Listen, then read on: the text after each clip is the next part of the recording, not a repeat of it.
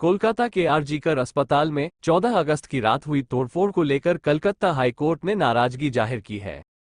High court ने इस घटना को राज्य मशीनरी की पूर्ण नाकामी का सबूत बताते हुए आरजीकर अस्पताल को बंद करने का फरमान सुनाया है और मरीजों को दूसरे अस्पतालों में शिफ्ट किए जाने का आदेश दिया है। चीफ जस्टिस की अगुवाई वाली पीठ ने पुलिस, प्रशासन और सरकार को जमकर फटकार लगाई है। हाई कोर्ट ने कह दिया कि ऐसे हालात में डॉक्टर निडर होकर कैसे काम करेंगे। उधर अस्पताल पर हुए इस भयानक हमले का पूरा हम आपको बताएंगे, जिसे जानकर आपके होश उड़ जाएंगे। कलकत्ता हाईकोर्ट ने इस मामले को लेकर सख्त टिप्पणी की है। हाई कोर्ट ने सरकार को नाकाम करार दिया है। चीफ जस्टिस ने राज्य सरकार से कहा कि इस घटना के बाद आप क्या कर रहे हैं, एहतियात के तौर पर क्या कदम उठाए गए थे। सरकार की ओर से पेश वरिष्ठ अधिवक्ता विकास रंजन भट्टाचार्य ने कहा कि दोपहर 3 बजे सीबीआई जांच के निर्देश दिए गए थे। जहां तक बर्बरता से निपटने के लिए उठाए गए कदमों की बात है तो वहां अचानक 7,000 लोगों की भीड़ इकट्ठा हो गई, फिर आंसू गैस छोड़ी गई, पुलिस वाले घायल हुए।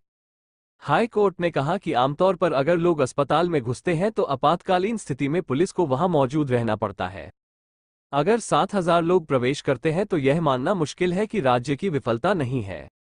अगर 7,000 लोगों को आना ही था तो वे पैदल नहीं आ सकते।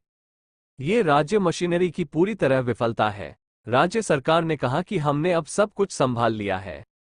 हम आरोपियों की पहचान करने और गिरफ्तार करने की कोशिश कर रहे हैं।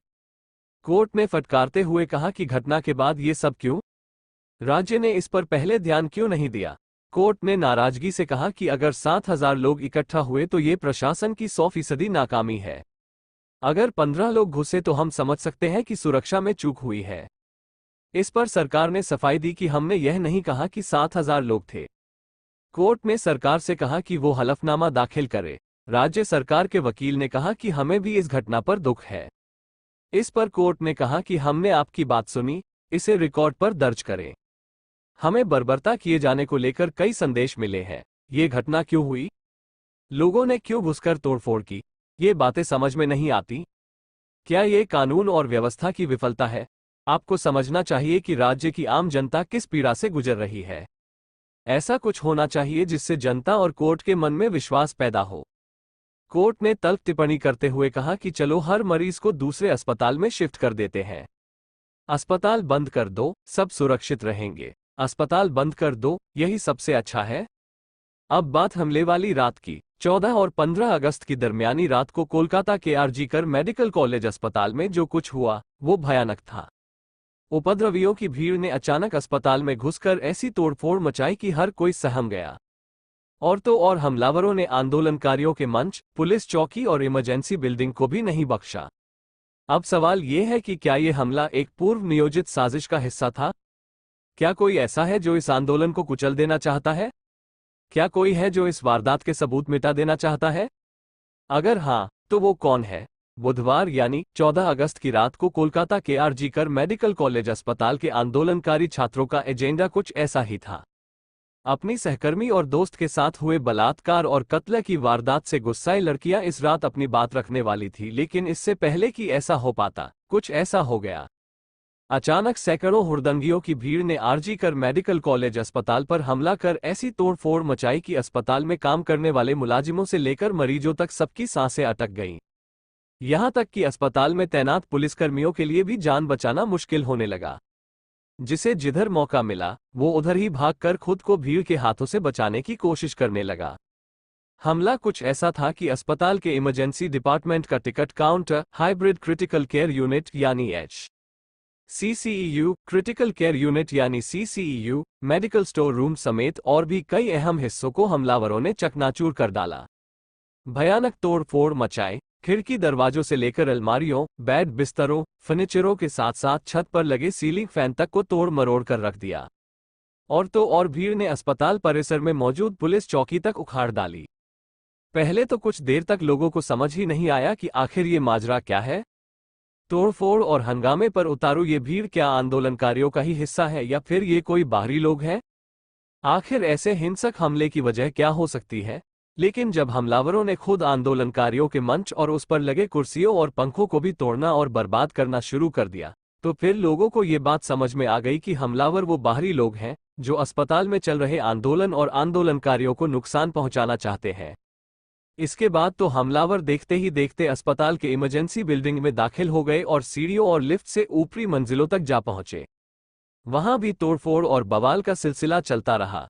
गुस्साए भीड़ को देखकर बलात्कार और कत्ल के मौका वारदात की हिफाजत के लिए तैनात पुलिसकर्मियों की हालत कुछ ऐसी हुई कि उन्हें खुद अस्पताल के मुलाजिमों से ही अपनी सुरक्षा के लिए गुहार लगानी पड़ी।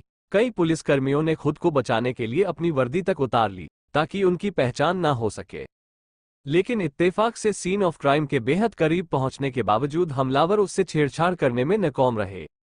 हालांकि इस वारदात के बाद ये बात सोशल मीडिया में तेजी से फैली कि हमलावरों ने अस्पताल की इमरजेंसी बिल्डिंग में मौजूद सीन ऑफ क्राइम को भी पूरी तरह से नष्ट कर दिया और वारदात के सबूत मिटा दिए। जाहिर है इसे लेकर सियासी आरोप प्रत्यारोप के सिलसिले की शुरुआत हो गई।